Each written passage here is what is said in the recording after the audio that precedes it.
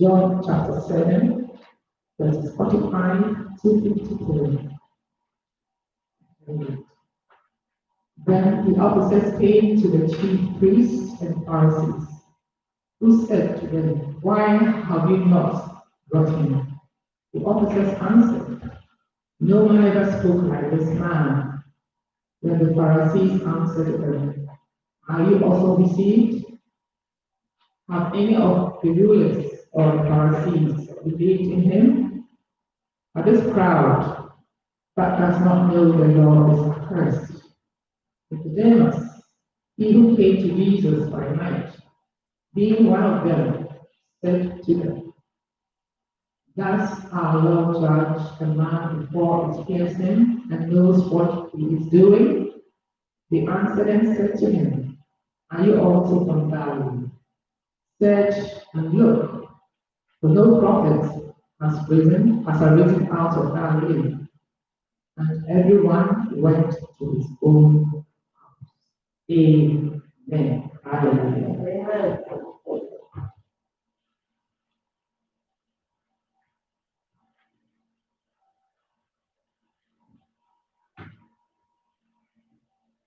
Now invite Reverend Patsy to bring the word of God. Hallelujah.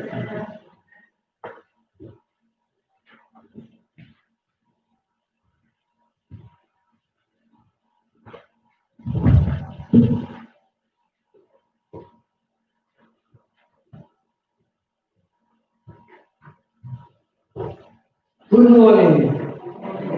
Smile and look happy, at least few of us here. I know, I can see you smiling with your mask. I see the eyes. At least we got in. And I just want you to give God a hand of praise. We started, we got in. Church is not like what we left. Church is different. I said it looks like a house of parliament now. We got our green tickets telling you where to sit. We got the keep out where you're not supposed to move them barriers to get in. We got the floor planning which we must follow because social distancing is very important. And I just want to thank God for all of you that have made it to come out. It's new. And it will take time because everybody has got now to go online and register online. We have got to comply because I don't want them to shut us down. And with me, I am very compliant. We don't know who's going to come in to see what we're doing, but if we do what we're supposed to do, then we give God the praise. Now, Sister Ada told you about giving your tithes and offering. We've got the 2 boxes. So what you can do, when you come in, you either put it in, or when you're going out, you put it in the out box. And one thing I must ask everybody, when service is finished, we cannot procrastinate. We cannot stay in here to have fine tone. The guidelines said we vacate the sanctuary speedily. Because when we're gone, we got to stay behind and touch up all the areas that you touched. Make sure everything is in order before we leave. What we are going to be doing, the maximum or minimum amount of time, we aim to keep the service is within 1 hour.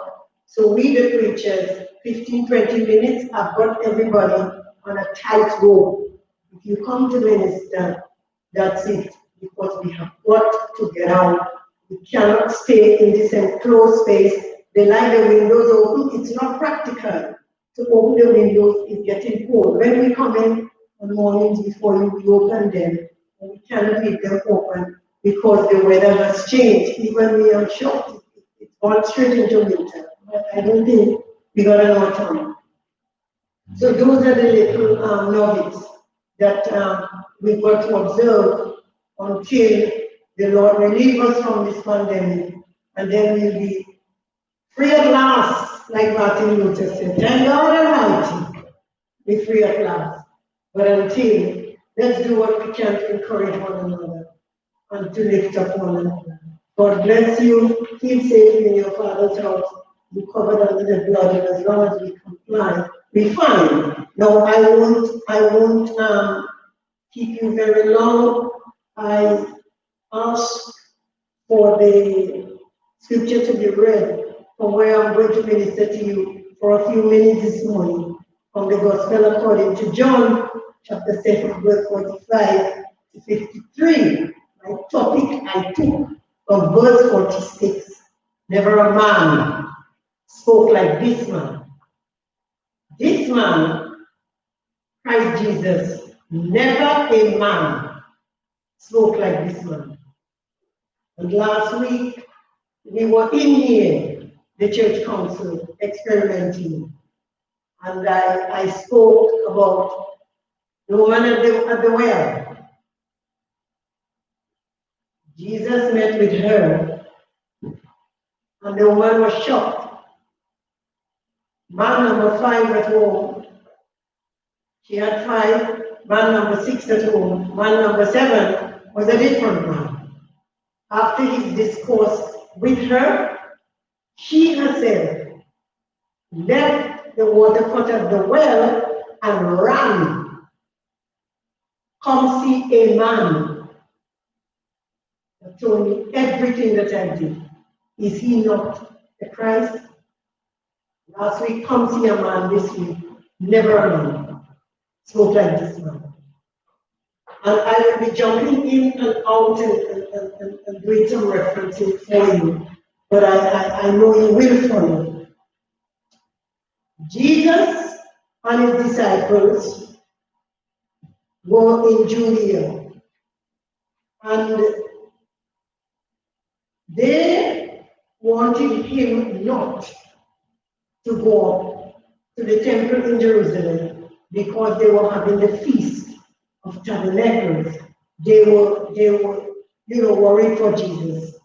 And what you can do to get the word eaters, because if I read all of that, we'll be here over the time, and I want to be an example setter.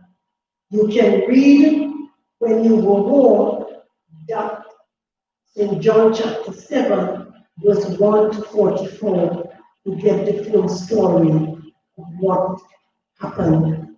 Why the Pharisees had to ask their officers, why have you not brought him? They wanted to arrest Jesus, but the time was not yet.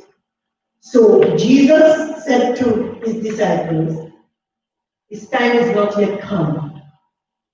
They left Jesus in Galilee. He knew the plan that was awaiting for him if he went up to the Feast of Tabernacles. But he stayed in Galilee until his disciples left. When they gone, then he went up secretly to the feast. But the religious leaders, the Pharisees and the Sanhedrin Council, the rulers of the Sanhedrin Council, they were waiting because the people that were with Jesus when he was teaching, you cannot be in the presence of Jesus, he taught you, and you come back and sit and keep quiet. Look at the woman. Your spirit is stirred, so you want to tell everybody about the teaching that you got from this man. Then it made the religious leaders look for Jesus. Then the people started murmuring. Some of them were saying he's a good man. Some of them were saying he's a prophet. But he went up to the temple, even though John account said secretly. How can you be in the midst of the feast, teaching them secretly? And the Feast of Tabernacles was celebrated at 8-day gathering, at 8-day feast. And the Israelites were remembering their wandering in the wilderness, the exodus from Egypt and the harvest. And they wanted to celebrate. You know the experience that they had in the wilderness. They wanted to celebrate this Feast of Tabernacles. They call it Sukkot. or booths, because in the wilderness, I call it improvised tabernacles, they had to set up. In Jerusalem, they had the temple, Solomon's temple. But when they were in the wilderness, booths, BWPHS, they used to set them up so that they can go in and worship the Lord. What amazed the Jewish leaders with Jesus? Some of them were wondering, they marveled at his wisdom. How come this man can speak the way he speaks with such authority, and he never sat under one of the rabbis of that day? He didn't. That's what they knew. Remember, Paul was educated under Gamaliel. How come he knows? He knows our letters, the scripture. He spoke to them about Moses. He spoke to them about circumcision. He spoke to them about the law. He spoke to them about the prophets. But they were still amazed to know that this man knew so much, and he was not educated by one of the rabbis of the day. So, what did they conclude? That Jesus, he was a devil. He was a devil. Because they did not want the people to get influenced by his teaching. They didn't want it. So, he taught boldly. They knew he was the Christ, but they wanted still to arrest him, but they could not do it because his time had yet not come. Many of the people believed on him, still unsure that he was the Christ. Many of them. And I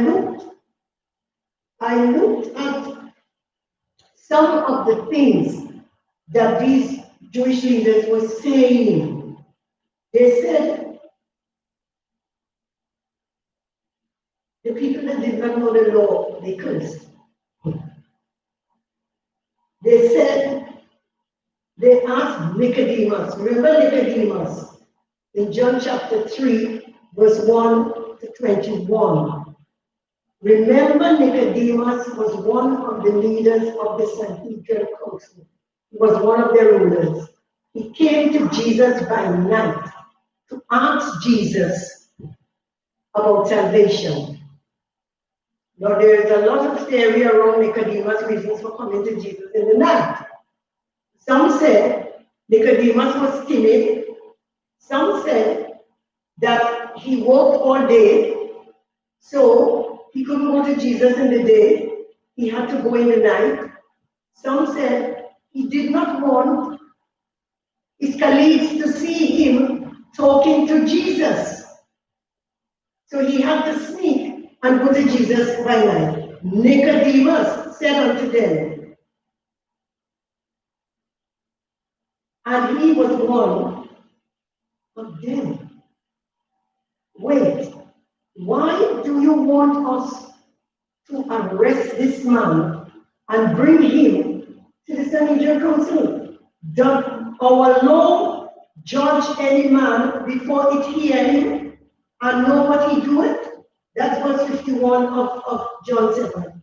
How come you are so hasty? You want to judge him? And our law teaches us differently. We have to hear him. Let us hear what he has got to say. They answered and said unto Nicodemus, are you also of Galilee? You one of them. You got to be one of them. If you start talking for him, somehow he has already influenced you.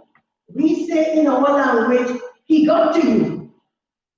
He got to you, so you have no other choice to speak on his behalf. But Nicodemus knows the dialogue he had with Jesus when he met him, a one-to-one. So whether or not he got to him or not, they couldn't dissuade him. Are you also one of them? One of them of Galilee? And he said, search and look.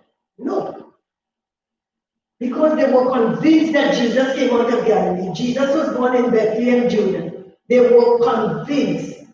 Search and look, for out of Galilee ariseth no prophet. But the scriptures tell us differently.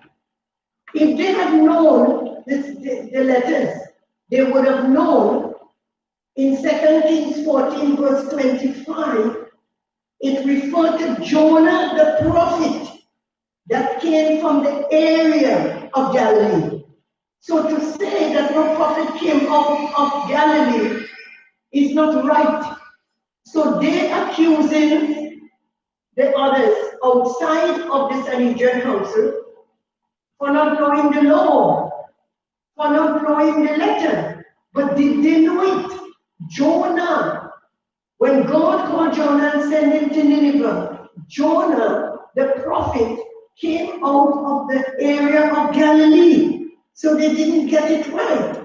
But because the majority of Jesus' followers were from Galilee, they wanted to put Jesus into that bracket. They have a saying back home, show me your company and I'll tell you who you are. So they're following Jesus, so automatically he's a Galilean. They put him. That's where they put him. But Jonah came out of the area of Galilee. So they didn't get their facts right. They did not get all their facts correct. But I want to tell you why they got so upset with Jesus. Because Jesus got up when he got into the temple and spoke. And that, whatever Jesus said, upset them so badly. That's why they send the officers to go and arrest him. But they could not touch him. The officers themselves were so astonished. Never a man spoke like this man. And Jesus was there. But his time was not yet. And verse 32 following, when you go home, I told you, read right down to verse 49. They sent officers to arrest Jesus. His sayings were upsetting the religious leaders. The people were murmuring. So he stayed there. He stayed right there in that temple in Jerusalem until the last day of the feast. On the last day of the feast, Jesus stood up. And when you look at it in the Greek, he stood up and cried. He shouted with a loud voice because he wanted everybody. He wanted them to hear. He cried out, shouted with a loud voice. Don't tell me that Jesus never shouted. We got mask on now, so it's stifling everybody's shout and everybody's hallelujah. It's stifled. But Pentecostals, I have no problem. I ain't got no shame. I ain't got no pride. When the Holy Spirit kicks your spirit and moves you out of your belly, it comes from down there. Out of your belly will flow rivers. Could you imagine rivers coming up from your belly, coming up from your stomach, coming up, coming up, coming up. When it reaches, it got to come out. Sometimes we try to be nice and circumspect and try to squeeze it down. But it comes forth. He cried out with a loud voice. If any man thirst, Let him come unto me and drink. He that believeth on me, as the scriptures had said, out of his belly shall flow rivers of living water. And this Jesus was speaking about the Holy Ghost, which they that believe on him should receive. When he goes, he told us the Holy Spirit will come. It was not yet given because Jesus was not yet glorified. But that is the reason why the officers of the Sanhedrin send and tell them, arrest him.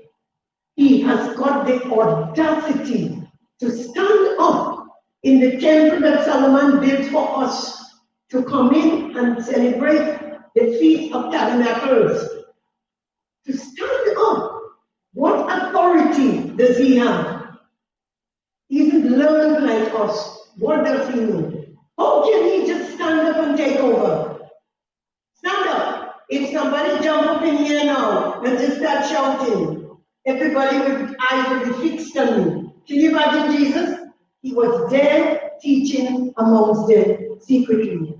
But when the Holy Spirit moved on him, secret or no secret, anybody that believes in him, you cannot keep it quenched. Out of your belly shall flow rivers of living water. Never a man spoke like this man. Never. I might have thought twice. If I get up in here, I don't know these people, they don't know me, and shout out. What will they think about me? Because of the authority Jesus had. Who he is, he knew. He knew. I always say to Adventure, he does not get the opportunity to go back to Solomon's temple or go back to another Feast of Tabernacles. So this day, never a man spoke like this man. And if you've met him, you would know what kind of a person Jesus is. Wonderful, our Savior, our Lord. He came to save us and to redeem us from the life that we were living and to reconcile us back to His Son. So we give Him praise, we give Him glory, and we give Him honor, and we magnify His name. Never a man. You can bring who you want to bring to me, but never a man spoke like this one before. Thank you, Jesus. Can we just stand?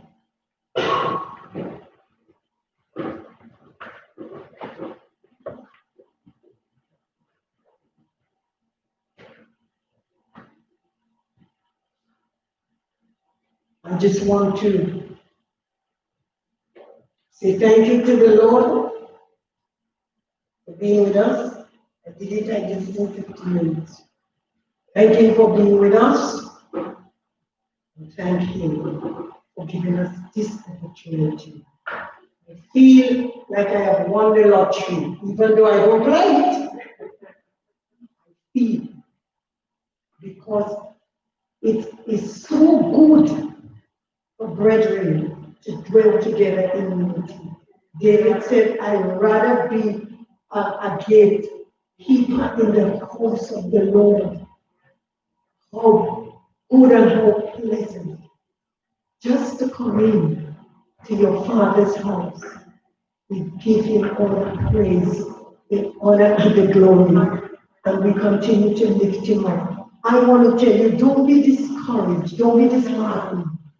Even if it's 3 of us, we're coming in. We're coming in to worship the King of Kings. The footballers, the supporters can't wait for them to let them back into them stadium. They can't wait. They want to go in and express themselves, their love for the team. And I thank God for every single one of you that made up. Pass it around tell your other church company how to get online to register. Please, I know we good people, I know we lovely people.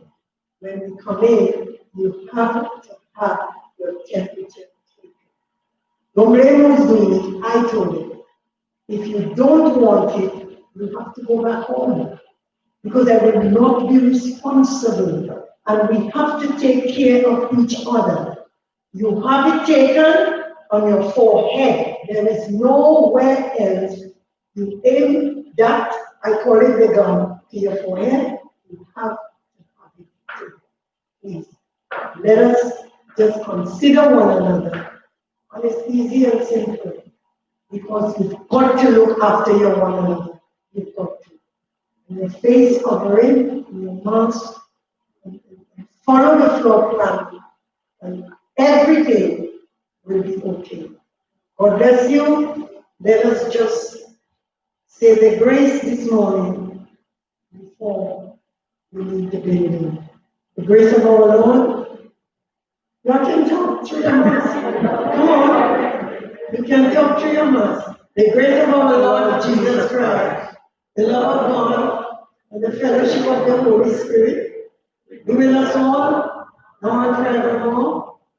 Surely, goodness and mercy shall follow us all the days of our life, and we shall dwell in the house of the Lord forever. Thank you all very much. Thank everybody that came out. Everything went well. We give God praise. Now, you got to vacate. So, you follow this way and you go that way. Put your offering in when you go in. If you didn't put it in, and when you walk in, you leave your distancing. You leave your social distancing between you